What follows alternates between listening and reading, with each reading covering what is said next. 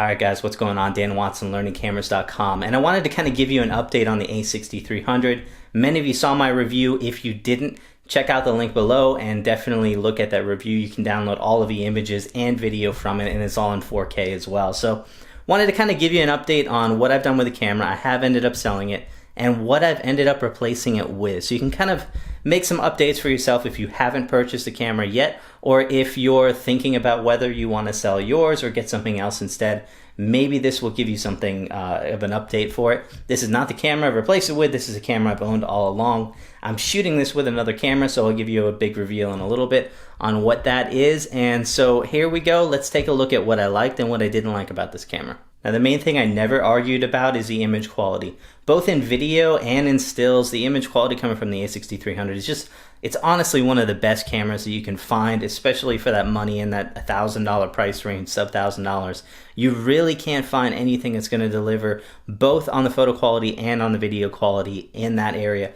And I will say an exception being in low light. That is the area that really nothing else even comes close. There are some very good still cameras and video cameras on the market, but when you try to bring those up, like the GH4 or something like that, when you try to bring those up into your higher ISOs above 1600, they really start to fall apart. And the A6300 really was excelling up to about 6400 ISO. I thought I could use that camera too. So that was one of the great things about it. The AF system also was very good and probably the best I've ever used from a mirrorless camera, and it really starts to set the trend for DSLRs no longer being relevant, or needed at least, for many of the uses that we typically used to rely on them for. So here are the main reasons that I sold it.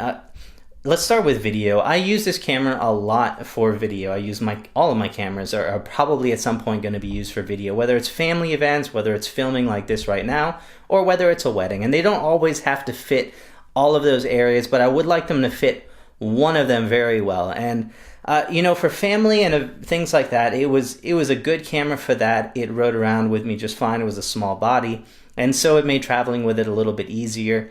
I did still have issues with it overheating, and I wasn't recording a lot for more than 15 minutes, but every so often there would be an event or a recital or something like that that would last more than 15 minutes, and I would want to set up the camera on the tripod and record that way, and it really didn't make that happen. And you know, the third thing for me was really about ergonomics. It just didn't have the buttons and the controls in the areas that I would like to see them. It was tough to use. The controllers were just not very accurate, and it was difficult to make changes on the fly and to really adjust things as I was going along, and so that really made it difficult. Now, for recording myself like I'm doing right now, again, the quality was very good from the camera, but flip out screens would have been nice. There's just touch screens would have been nice for the autofocus system whenever I need those, and so things like that. Also, I tried recording the A6300 review on another A6300, and it didn't work because I had an overheating warning after about 15 minutes, and I could not record the review. So again, it just didn't fit the mold for me for that one. Now, bringing it into the more professional environments, I did take it with me to a wedding and shoot some footage as a B camera, and again, the overheating became an issue. So honestly, for those situations, it really kind of fell apart for me in video in all three areas. Now, on the photo side, it was definitely a lot more usable. The image quality in it is very, very good. It's small, it's portable, and it's fast, and the autofocus system was definitely dependable. Here are some of the things that I will say about it. It is very difficult to change your autofocus points. I like changing my points around depending on what I'm shooting. A touchscreen would have simplified that so much. Also, I do like having a flip out screen for low and high shooting. That kind of flip out screen is great for shooting low, but when you get high, it doesn't work at all. Also, if you ever put that thing on a tripod, forget it with the screen. You can't even get it out because the tripod plate comes in a way. So really, those kind of flip out screens are only good for hand holding and low down a little bit. So not that nice to have. On the photo side, again, the ergonomics held me back. I like to shoot in manual, and I was missing controls and dials. I have no front dial like what I would normally use for shutter control, and so you're left with two, and it was very difficult to make that work. Also, the dials just don't have the tactile feeling that you would on most other cameras. I'm not comparing it to cameras like this. There are plenty of other cameras that give you that kind of tactile feel. So it was just a little bit of things that kept wearing on me depending on what I was shooting. Now, if I was only shooting photos, the majority of the time I was shooting photos, I really wouldn't have cared as much. The biggest issue for me was on the video side of things, where it really began to slow down and I had tremendous issues that kept it from being a camera that I could keep.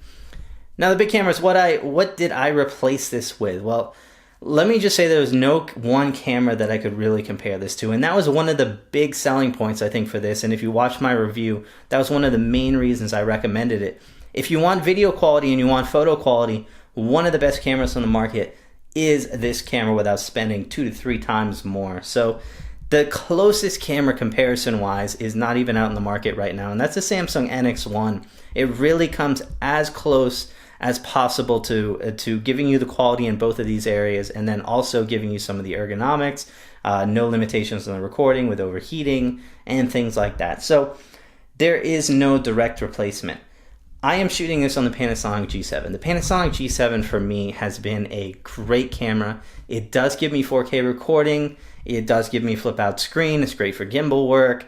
It's light, it's travel, it's portable, it's a great beat camera. It's not a professional shooting camera at all. It's cheaper than the A6300. There's great lenses available for this thing. You can get prime lenses, you can get f2.8 zooms, and so you have those options available.